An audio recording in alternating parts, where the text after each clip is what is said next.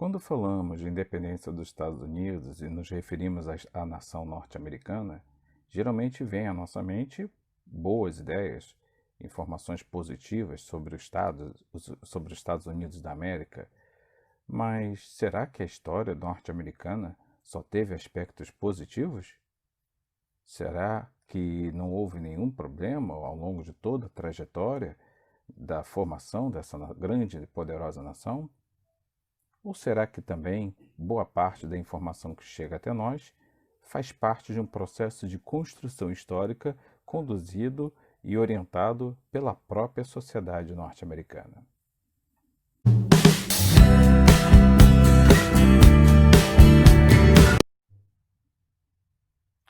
Olá, tudo bem? Seja bem-vindo a mais uma aula. E meu nome é Paulo, para quem não me conhece, sou professor de História da Rede Estadual de Educação do Estado do Rio de Janeiro, em mais uma videoaula. Hoje nós vamos falar então sobre a independência dos Estados Unidos da América. Para quem não sabe ou não tem essa informação, os Estados Unidos hoje, a nação mais poderosa do mundo do ponto de vista econômico, militar, foi no passado uma colônia da Inglaterra, sim. E essa colônia, na verdade, ela surgiu, assim como outras tantas regiões que foram conquistadas e dominadas por europeus, ela foi também resultado de um processo de expansão marítima e territorial de povos europeus, mais especificamente da nação da Inglaterra, que ao encontrarem, acharem o novo mundo, caminharem para esse novo território, acabaram ocupando então essa região dos Estados Unidos de hoje, os Estados Unidos da América. No momento em que os ingleses começam a fazer a ocupação da América do Norte, eles começaram então a fazer, assim como com outras nações europeias, tiveram uma preocupação de iniciar um processo de ocupação territorial, fazendo então o que nós chamamos de colonização. Só que diferente de outras regiões coloniais, como no exemplo da América do Sul, onde a Espanha saiu fazendo vários territórios coloniais, e na América, e mais especificamente na América brasileira, né? Ou seja, o Brasil, que Portugal também tentou dividir, formar as capitanias hereditárias. Lá na Inglaterra, o processo da Inglaterra sobre a América do Norte foi, de certa forma, um pouco mais espontâneo. Uma das coisas que nós temos que frisar é que a América do Norte ela foi ocupada inicialmente por 13 colônias, as famosas 13 colônias da América do Norte. É, o espírito ou as motivações que levava os colonos ingleses, que motivava os colonos ingleses a desejarem ir para esse novo mundo, um mundo inóspito, um mundo com uma série de dificuldades, limitações na qualidade de vida e vários riscos e perigos, foram um pouco diferentes da América do Sul, principalmente quando a gente compara com a história do Brasil. Aqui na América do Sul, por exemplo, no caso brasileiro, Portugal encaminhava para cá colonos que não eram necessariamente pessoas que vinham por livre e espontânea vontade, por desejo próprio. Boa parte dos colonos que vieram para o Brasil vieram forçados pelas circunstâncias. A exemplo dos militares que vieram para conduzir o processo de ocupação e também proteção do território colonial brasileiro. Posteriormente, com o passar do tempo, ao perceberem que os portugueses, soldados aqui no nosso território, estavam começando a manter relações sexuais com as nativas indígenas, e isso para os valores católicos da Europa portuguesa era considerado um processo pecaminoso, porque não se tinha clareza para o europeu e também havia um tanto quanto de preconceito para os europeus, especificamente portugueses. Os nativos eram considerados selvagens, e se eram selvagens, não eram considerados humanos, portanto, se não eram humanos, eram considerados quase animais. Então, portugueses, ocupando o território brasileiro, terem relações sexuais com as índias, seria quase como terem relações sexuais com animais. É meio estranho isso, mas era mais ou menos isso que pairava na mente do colonizador e de boa parte dos portugueses. Portanto, uma das preocupações mais adiante exatamente por um clamor dos padres que cuidavam da vida religiosa dos colonos aqui no Brasil, foi exatamente solicitar que se mandassem mulheres brancas, nem que fossem as de má fama, em outras palavras, as prostitutas. Então o governo de português atendeu desse clamor e, percebendo que as mulheres de família não se interessavam em vir para o nosso território, realmente começou a enviar para cá mulheres que eram forçadas pelas leis portuguesas a virem para o nosso território, fixarem moradia aqui, se casarem com os colonos portugueses, principalmente soldados, para assim evitar, teoricamente, tentar evitar essas relações sexuais que haviam entre os povos nativos com os portugueses. Mas, de fato, a vinda das mulheres de má fama, ou que nós chamaremos hoje as prostitutas portuguesas para cá, não resolveram a questão, né? E os portugueses continuaram tendo uma vida dupla, conjugal.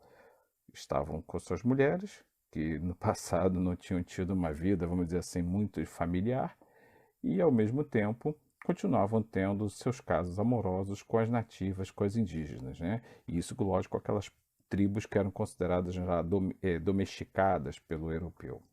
Já no caso da América do Norte, o processo ocorreu um pouco diferente. Vamos lembrar que a Inglaterra vinha passando por uma série de transformações políticas, sociais, inclusive religiosas. Vamos pegar aqui o exemplo do fator religioso. Quando os portugueses, quando os ingleses começaram a fazer a colonização da América do Norte, lá no território inglês ocorria um processo religioso um tanto quanto conturbado. Vamos lembrar aqui que a igreja protestante na Inglaterra era controlada, que no caso de origem a igreja anglicana, né, era controlada pela rainha Elizabeth I. Então a rainha Elizabeth ela fez uma espécie de estatização da religiosidade dentro do território inglês. Então havia um controle do governo inglês sobre a religião da Inglaterra. Isso gerou uma série de confusões, de descontentamentos. Haviam grupos religiosos que ficaram conhecidos como os puritanos, que eles eram contrários a esse excesso de controle da rainha sobre a instituição religiosa. E também eles queriam se aproximar um pouco mais do pensamento calvinista religioso. E aí a rainha Elizabeth era contrária a esse pensamento e várias das ideias e das teorias dos calvinistas ou dos puritanos da Inglaterra. Então começou a haver embates ferozes entre puritanos ingleses, religiosos, portanto, e o próprio governo e a própria rainha Elizabeth. Isso culminou num processo de perseguição política e religiosa, e aí, se sentindo pressionados por essa forte opressão do governo inglês, exercido pela rainha Elizabeth I, muitos desses puritanos religiosos acabaram enxergando no Novo Mundo, nos Estados Unidos, no futuro Estados Unidos, no caso ainda a colônia inglesa da América do Norte, começaram a enxergar nesse novo território a possibilidade de sair da opressão inglesa, migrar para um território que também era controlado pela Inglaterra, mas as regras eram um pouco mais, vamos dizer assim, frouxas, porque havia um distanciamento físico e uma dificuldade de colocar em prática de forma muito feroz e de observar a prática social e religiosa desses povos era um pouco assim abandonado. Os colonos que fossem para lá ficariam um pouco mais por conta própria, não haveria tanta opressão. Então, boa parte desses colonos, movidos por questões religiosas, saíram da Inglaterra de forma voluntária, então isso se diferencia já bastante da maior parte dos colonos que vieram para o Brasil, no caso em relação a Portugal. Lá, boa parte desses puritanos religiosos migraram para a América do Norte e lá começaram a ajudar nesse processo de formação das 13 colônias americanas. Esses religiosos vão ficar mais focados, vão se deslocar mais para a região norte da América do Norte. Então, eles vão formar colônias mais agrupadas no território, na região norte da América do Norte. Mais adiante também virão outros grupos de colonos e muitos, entre esses vários colonos, haviam pessoas também pobres, humildes. Quem eram esses colonos pobres e humildes? Vocês devem recordar que nós já estudamos aqui online e também ao longo das nossas aulas presenciais, nós citamos o período da Revolução Industrial Inglesa. O período da Revolução Industrial Inglesa foi aquele processo em que houve grandes transformações econômicas e sociais dentro do território inglês.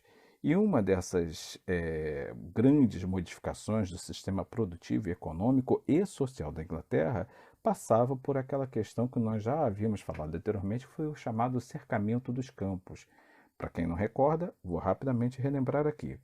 O cercamento dos campos foi aquele momento histórico em que burguesia associada ao governo inglês começa a fazer o cercamento fisicamente dos territórios eh, produtivos de gêneros alimentícios, algodão, enfim, coisas ligadas ao campo.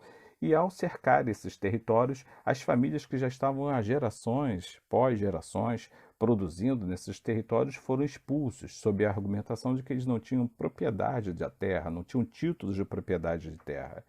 E no verdadeiro conluio entre as forças burguesas da Inglaterra e o governo inglês, os mais humildes, os camponeses, foram expulsos de suas terras, sendo forçados, portanto, a se dirigirem para as cidades e lá foram obrigados a vender sua força de trabalho, largando tudo que tinham no campo, ferramentas de produção, casa, propriedades, enfim, tiveram que largar tudo e com uma mão na frente e outra atrás tiveram que seguir para as cidades. Nas cidades não restava muita alternativa a não ser miséria, uma vida de subsistência muito precária, sendo forçados a trabalhar nas fábricas que estavam sendo formadas por essa classe burguesa poderosa na Inglaterra, e automaticamente ou eles vendiam a sua força de trabalho ou eles viveriam como mendigos nas cidades. E, aliás, isso foi o que aconteceu com boa parte desse campesinato. Muitos não conseguiram ter assim uma elevação da qualidade de vida e começaram a viver realmente numa vida, um padrão de vida muito miserável. Os que não conseguiam emprego viviam como mendigos. Exatamente nesse processo do cercamento dos campos, muitos desses ex-camponeses do período da Revolução Industrial Inglesa perceberam, enxergaram no Novo Mundo, mais especificamente nessas colônias da Inglaterra, na América do Norte, uma alternativa de sobrevivência, uma possibilidade de ir para um novo território, já que as cidades inglesas pós-Revolução Industrial estavam abarrotadas de camponeses, todos disputando os mesmos postos de trabalho e de sobrevivência, e, portanto, ficava muitas vezes difícil competir e conseguir sobreviver qualitativamente dentro das cidades inglesas. Então, muitos desses camponeses passaram a enxergar o desafio de ir para uma nova terra, apesar de todos os riscos e dificuldades, passaram a enxergar na América do Norte a possibilidade de uma melhor qualidade de vida. E esses camponeses eram de origem humilde, portanto, pessoas muito pobres, pessoas com um poder aquisitivo baixíssimo, mas esses também acabaram migrando para a América do Norte, ajudando na formação dos Estados Unidos da América. Boa parte desse campesinato, dessas pessoas mais humildes, tinham também formação religiosa, de origem de matriz protestante, então eles vão exatamente se identificar e compor principalmente essa região norte da América do Norte e formando essas colônias da região mais norte dos Estados Unidos. Um outro grupo mais diferenciado em relação a esses grupos que eu citei até agora foram grupos de pessoas que vinham de uma formação econômica um pouco melhor, camponeses que eram chamados pequenos burgueses, pequenos comerciantes, que começaram a migrar também em busca de melhores condições de vida, de mais oportunidades de enriquecimento familiar e pessoal. Parte desses camponeses saíram da Inglaterra e foram também para a América do Norte, e a maior parte desses que eram ligados a pequenos burgueses, pequenos grupos de pequenos empresários, acabaram se localizando mais na região sul dos Estados Unidos, do atual Estados Unidos. Formaram colônias na parte sul do território. Esses camponeses, que ficaram mais localizados na parte sul, tinham um pensamento de enxergar, aliás, melhores oportunidades no sistema produtivo do plantation, né?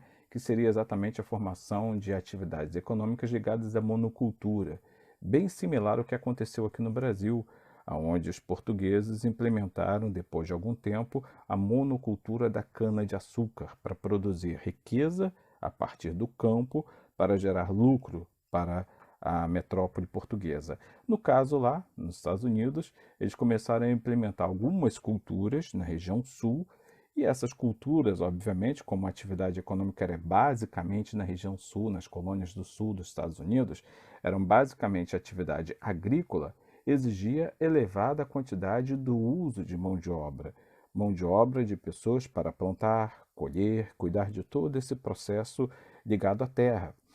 E por essa razão, não muito diferente do que aconteceu no Brasil, fizeram intenso uso da mão de obra escrava. Portanto, importaram negros da África, tal qual foi feito aqui no nosso território brasileiro, e começaram a fazer o uso da escravidão negra na América do Norte, especificamente nessa região mais sul do território, nesse sistema de plantation, e começaram a fazer então a produção de gêneros alimentícios para abastecer tanto as colônias da América do Norte, como também para atender a interesses produtivos e necessidades da metrópole, que nesse caso era a Inglaterra.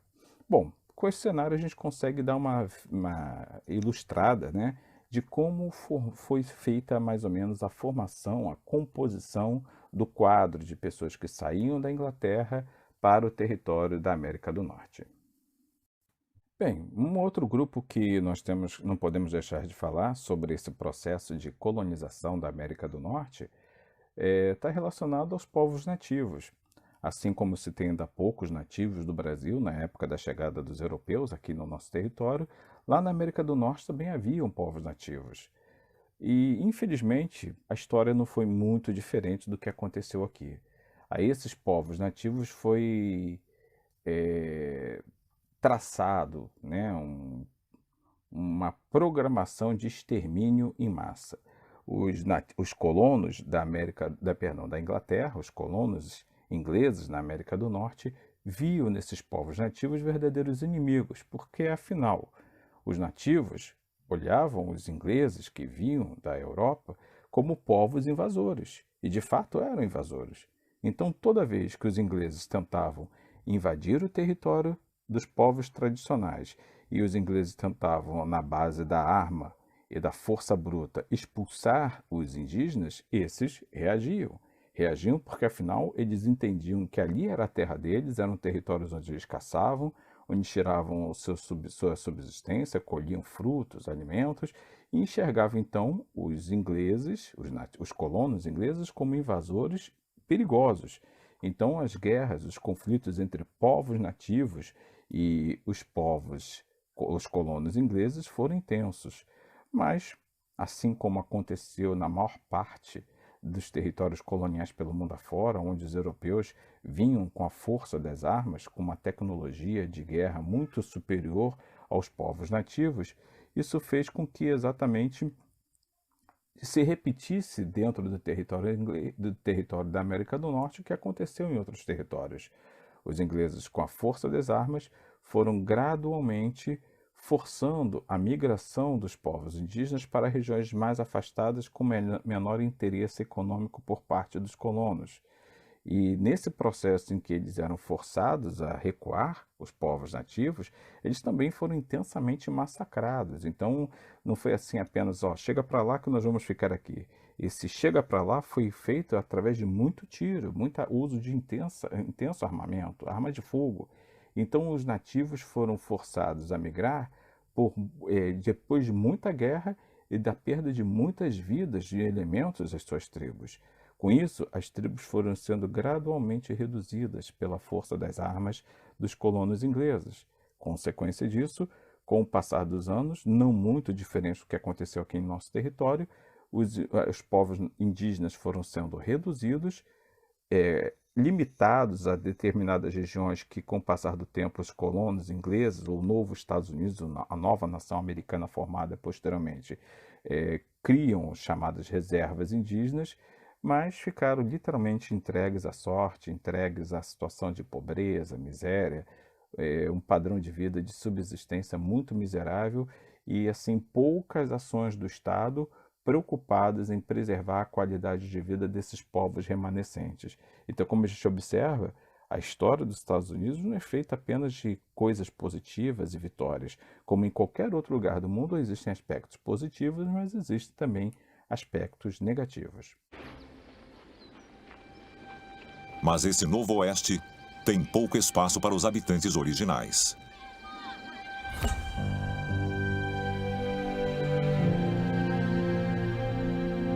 Em 1900, o número de nativos americanos chegava a somente 230 mil. No decorrer do século anterior, 400 mil morreram. Mortos por guerras e doenças causadas a eles pelos recém-chegados ao continente. A maioria das tribos foi forçada pelo governo a viver em reservas, e muitos não são reconhecidos como cidadãos americanos. Os brancos dos Estados Unidos não somente pegam a terra dos nativos americanos, mas também tentam apagar a cultura deles. Em 1913, um grupo de milionários da costa leste financia uma expedição para persuadir dúzias de tribos a adotarem os costumes dos homens brancos. Sob o olhar atento de uma escolta militar, os líderes alegam oferecer um melhor tratamento aos nativos americanos. Em troca, as tribos devem mostrar lealdade ao governo e à bandeira. A expedição é comandada pelo fotógrafo Joseph Dixon, um homem preocupado com o que ele chama de a raça em extinção. Aqui, a tribo Oglala Sioux, na reserva Pine Ridge, na Dakota do Sul, recebe a delegação. Entre os que participaram, Two Moons, que comandou a tribo Cheyenne contra o tenente-coronel Custer na lendária batalha de Little Big Horn.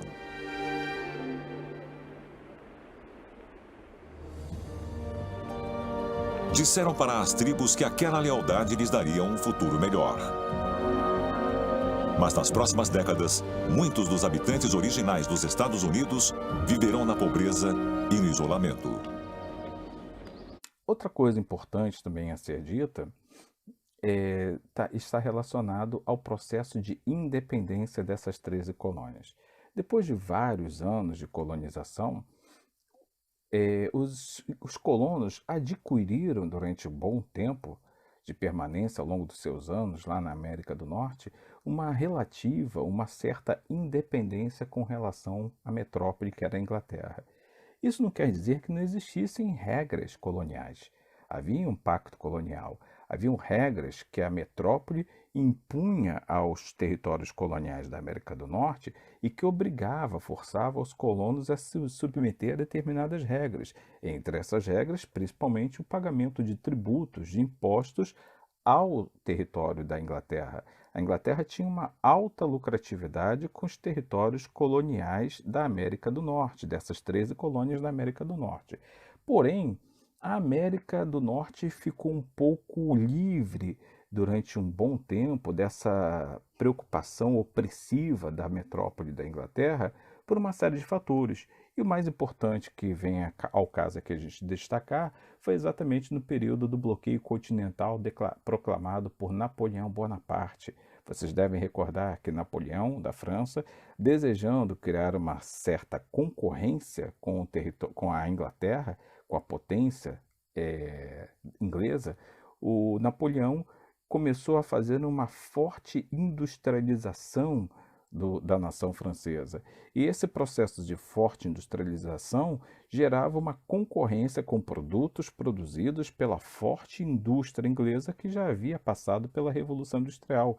Era mais ou menos assim, a França estava passando por uma Revolução Industrial um pouco mais atrasada se comparada à Inglaterra. Então, para conseguir conquistar os mesmos mercados econômicos pelo mundo afora, que os ingleses já haviam conquistado, com seus produtos, exatamente por terem sido os pioneiros no processo da Revolução Industrial, ficava um pouco mais difícil para a França. Então, Napoleão Bonaparte, como militar que era, lança mão de algumas prerrogativas militares, algumas ações militares, e a mais famosa foi o bloqueio continental.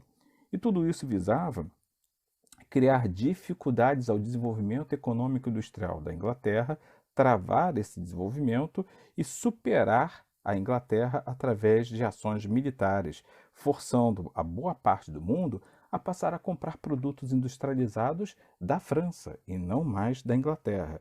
Por esse motivo, inclusive, vocês devem recordar que a família real portuguesa, resistindo a essa forte pressão de Napoleão Bonaparte, mantendo seus acordos econômicos, políticos, militares com a Inglaterra, se viu forçada a fugir do território europeu e vir fixar moradia durante alguns anos no Brasil, porque Napoleão Bonaparte não tolerou essa resistência da família real, essa relutância da família real portuguesa em aderir às regras e ao bloqueio continental imposto por ele, Napoleão. The guns of Napoleon's armies could be heard in Lisbon. The royal family was on its way to the richest colony of all, the land of precious woods and gold and diamonds, Brazil.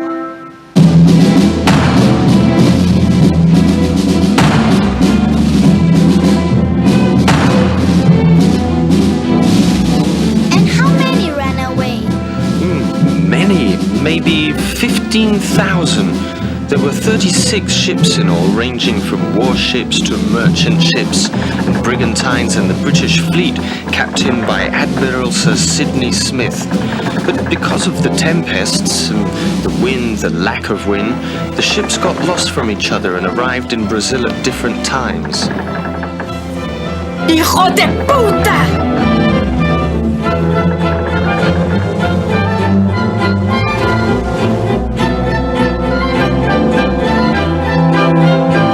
Pois bem, esse processo, esse contexto de guerra entre França, de Napoleão, e a Inglaterra no território europeu, causou uma verdadeira distração do ponto de vista político, militar.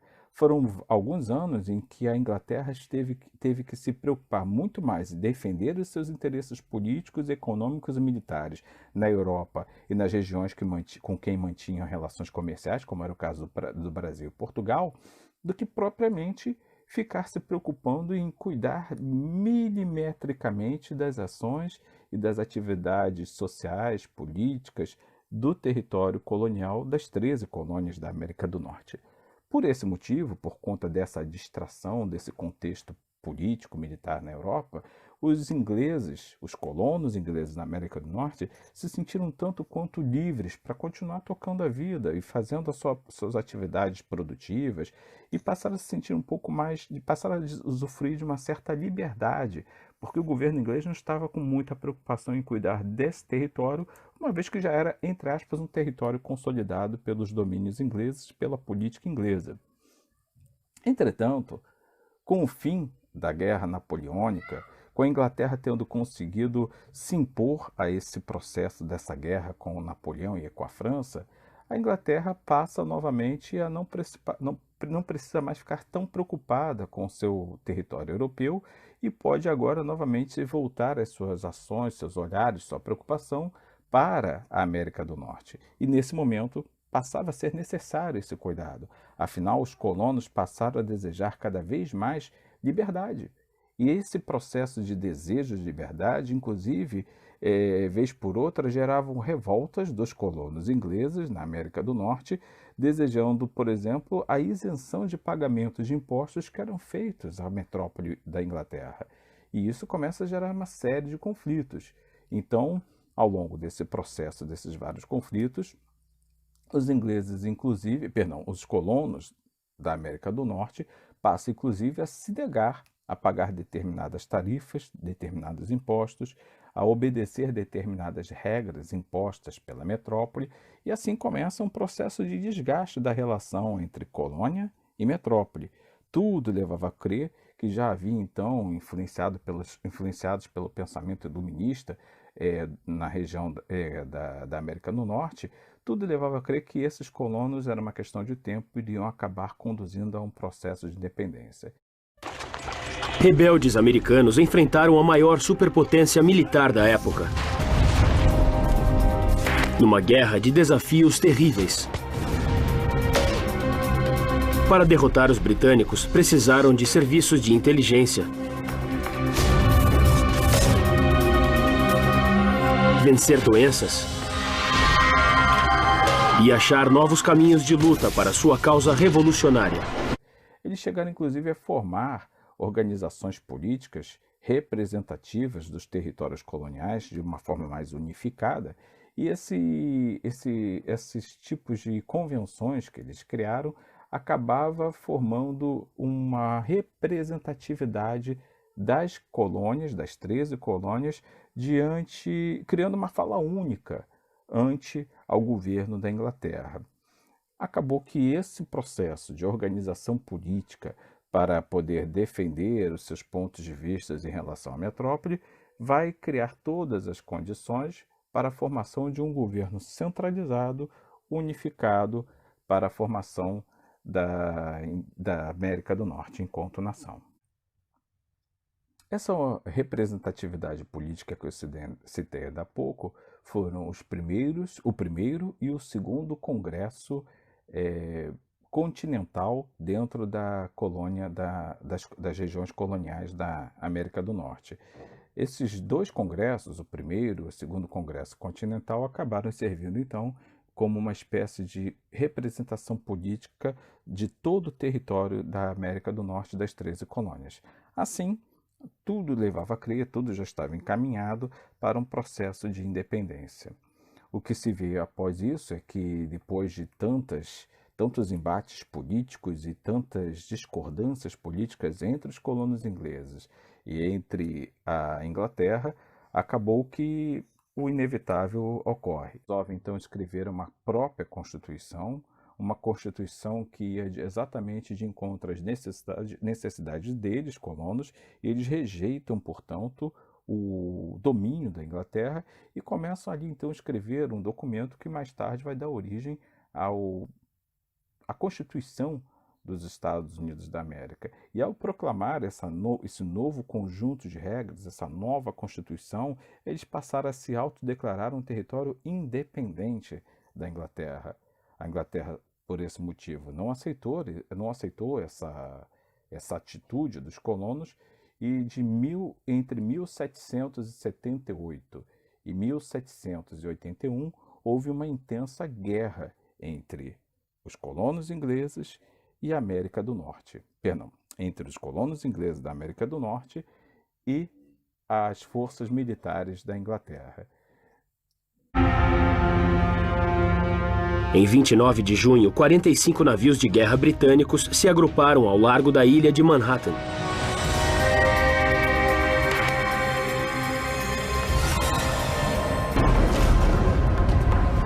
Esses navios eram as maiores máquinas de guerra da época.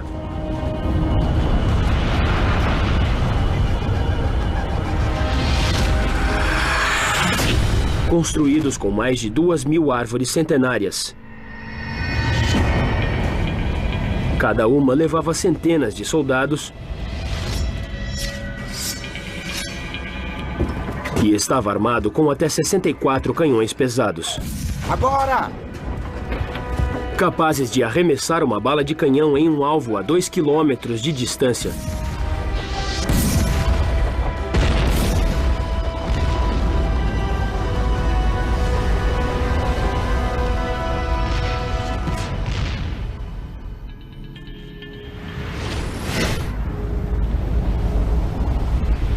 Outros 350 navios já haviam zarpado para se juntar a eles. O plano britânico era aterrorizar os rebeldes até se submeterem. Nessa guerra entre colonos da América do Norte e entre a Inglaterra, tudo levava a crer que ocorreria uma certa vitória da Inglaterra sobre os colonos. Afinal, a Inglaterra era a maior potência militar e econômica da época. Inclusive, conseguiu fazer frente a um poderoso governo, um poderoso exército que foi o exército napoleônico. Então isso era a prova de que a Inglaterra não era qualquer nação. Era uma nação, do ponto de vista militar, muito poderosa. Então, pela lógica, a Inglaterra venceria rapidamente essa batalha. Apesar da guerra ter sido relativamente curta, apenas por volta de 3 anos, essa guerra entre colonos e a própria Inglaterra, acabou que quem saiu vitorioso desse processo foram exatamente os colonos que conseguiram impor ao exército da Inglaterra, dentro do território colonial, severas derrotas. Isso por quê? Primeiro, porque os exércitos ingleses tinham que se deslocar para um novo mundo, para um novo território, já ocupado e consolidado pelos colonos. Mas também nações europeias que tinham fortes interesses nessa guerra, que tinham interesses comerciais, tinham interesses dentro do território europeu, em enfraquecer o poderio inglês, enfraquecer as interferências econômicas e políticas da Inglaterra na Europa, essas nações atuaram nos bastidores, apoiando militarmente, fornecendo armas, fornecendo recursos financeiros, apoiaram diretamente e indiretamente aos colonos ingleses contra a Inglaterra nessa guerra. E quais foram essas nações? Basicamente foram principalmente a França, que já era uma interessante inimiga da Inglaterra, né, por tudo isso que nós já falamos ainda há pouco, a Holanda e também a Espanha. Em 17 de outubro de 1777, o general Burgoyne se rendeu. Foi um momento decisivo. A vitória persuadiu a maior rival dos ingleses, a França, a entrar na guerra do lado americano. E a marinha francesa vai forçar os ingleses a lutar em 2 frentes, terra e mar.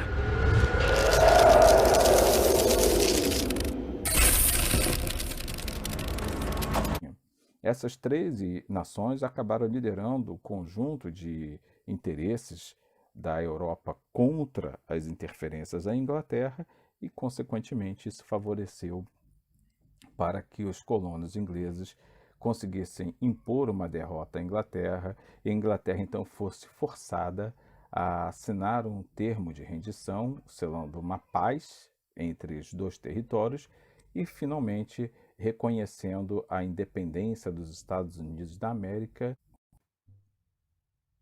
Então, em 1783, a Inglaterra se viu forçada a reconhecer a independência da América do Norte, das 13 colônias, dando então origem ao que nós conhecemos como Estados Unidos da América. Por hora é isso. Maiores dúvidas, eu peço que vocês leiam o material e a gente retorna numa próxima oportunidade. Até breve.